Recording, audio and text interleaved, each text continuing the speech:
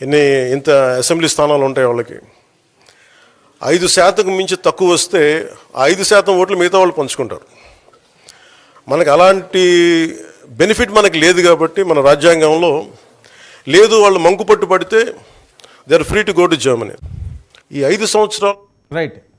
ఇది శేఖర్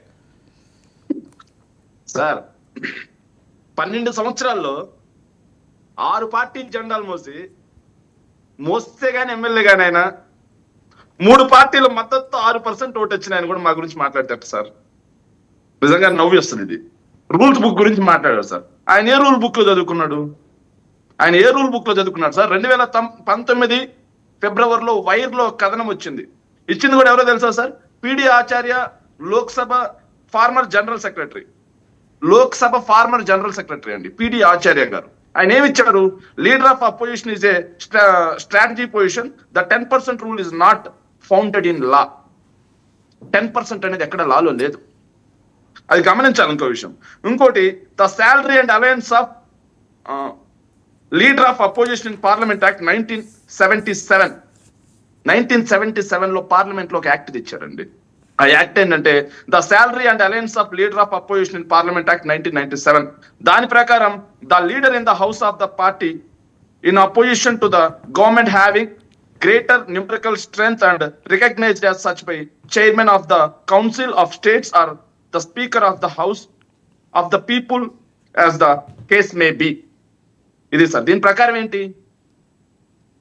లోక్సభలో తీసుకొచ్చిన చట్టంలో కానీ, పిడి Achary Lok Sabha former general secretary ఇచ్చిన ఇంటర్వ్యూలో కానీ ఎక్కడా కూడా 10% అనేది చట్టంలో లేదు. 10% అనేది చట్టంలో లేకుండా ఎట్లా మాట్లాడతారు వీళ్ళు? ఇది కాకుండా ఆంధ్ర రాష్ట్రానికి సంబంధించి 2007, ఐ హోప్ సార్ 2007 సార్, ఏదైతే 2008 రాజశేఖర రెడ్డి గారు ముఖ్యమంత్రిగా ఉండగా తీసుకొచ్చినటువంటి పేస్ అండ్ వేజెస్ కింద అందులో కూడా క్లియర్ గా మెన్షన్ చేసింది లీడర్ ఆఫ్ అపోజిషన్ అనేది గ్రేటర్ న్యూమరికల్ నెంబర్. ఎవరైతే అధికారం పంచుకున్న వాళ్ళు కాకుండా అధికారంలో లేకుండా ఏ పార్టీ అయితే ఉంటుందో గ్రేటర్ న్యూమరికల్ నెంబర్, ఆ పార్టీ ప్రతిపక్ష పార్టీగా గుర్తించబడుతుంది. ఆ పార్టీ నాయకుడు ప్రతిపక్ష నాయకుడిగా గుర్తించబడతాడు. ముందుగా ఇది గమనించుకోవాలి. ఇది కాకుండా ప్రజలను తప్పుదో పట్టిస్తాం, ప్రజలను ఎట్టంటే మాట్లాడతాయి. జగన్మోహన్ రెడ్డి గారు మాట్లాడిన దాని గురించి తీసుకొస్తారండి. జగన్మోహన్ రెడ్డి గారు క్లియర్ గా మాట్లాడారు కదా, 3-4 లాగేస్తే ఈ రోజు మీరు చేస్తున్నట్టుగా 10% లేదు అని చెప్పాలనుకుంటే మీ ప్రతిపక్ష హోదా కూడా ఉండేది కదా. ఆ రోజు ప్రతిపక్షం ఉండాలి, వాయిస్ ఉండాలనుకున్నారు కాబట్టి ఆ 3-4 లాగలేదు. ఆ వాయిస్ ఉండాలనుకున్నారు కాబట్టి ఆ 3-4 లాగి 10% లేదు అని చెప్పేసి మిమ్మల్ని ఎక్కడో మూలన కూర్చోబెట్టలేదు. సభలో మీరు చేసే తప్పుల్ని, మీరు చేసే మోసాలని, అధికార పార్టీ చేసే ఏదైతే తప్పులన్నింటినీ కూడా ఎండగట్టాలి అంటే ప్రతిపక్షం ఉండాల్సిందే. సో ఆ టైం కావాలి అంటే జగన్మోహన్ రెడ్డి గారికి ప్రతిపక్ష నాయకుడిగా వైఎస్ఆర్ కాంగ్రెస్ పార్టీ రావాలి అని మేము కోరుకుంటున్నాం. కాదు, అది ఇక్కడ లేదు. మీకు కావాలనుకుంటే జర్మనీ వెళ్ళమంటున్నాడు ఆయన రష్యా వెళ్ళమన్నాడు సార్. ఆయన రష్యా వెళ్ళమన్నాడు సార్. మేము వద్దన్నాం ఏంటి సార్? 2015 ఢిల్లీ అసెంబ్లీ మన దేశంలో సార్. మన దేశంలో ఏం జరిగిందో తెలియదు కానీ జర్మనీలో ఏం జరిగిందో తెలుసు ఆయన బాగా. 2015 ఢిల్లీ అసెంబ్లీ 70 సీట్లకు కానీ 67 సీట్లు ఆప్ గెలిస్తే 3 సీట్లు మాత్రమే బీజేపీ గెలిచింది. 10% మ్యాండేటరీ ఉందా? కానీ అక్కడ విజయేంద్ర గుప్తాకి లీడర్ ఆఫ్ ది అపోజిషన్ గా ఎందుకు ఇచ్చారు? బీజేపీ పార్టీకి అపోజిషన్ పార్టీగా ఎందుకు ఇచ్చారు?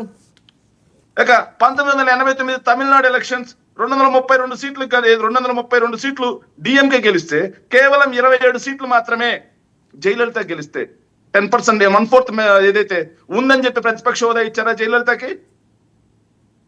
1/4 ఉందని ఇచ్చారా? ముందు ఇండియాలో ఏం జరుగుతున్నాయో తెలుసుకోవాలండి పవన్ కళ్యాణ్ గారిని. ముందు ఆంధ్ర రాష్ట్రంలో ఏం జరుగుతున్నాయో తెలుసుకోమండి. జర్మనీ గురించి తర్వాత మాట్లాడతారు. ఆంధ్ర రాష్ట్రంలో నిరుద్యోగులు రోడ్డెక్కి తిరుగుతా ఉంటే కాషాయం కట్టి దేశాటం చేస్తాడు.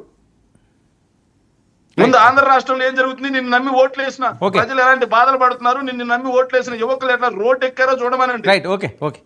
ఇంకొక మాట సార్, భయం జగన్మోహన్ రెడ్డి గారి భయం గురించి మాట్లాడుతున్నారు. నాకు నవ్వు వస్తుంది.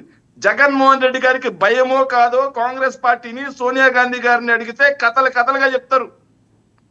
జగన్మోహన్ రెడ్డి గారి భయం ఎంత, జగన్మోహన్ రెడ్డి గారు ఎంతలా భయపడతారు, ఆయన భయపడితే ఎలా ఉంటుందని కాంగ్రెస్ పార్టీకి సోనియా గాంధీకి బాగా తెలుసు.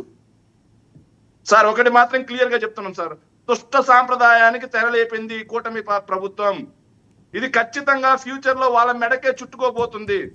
ఆలోచన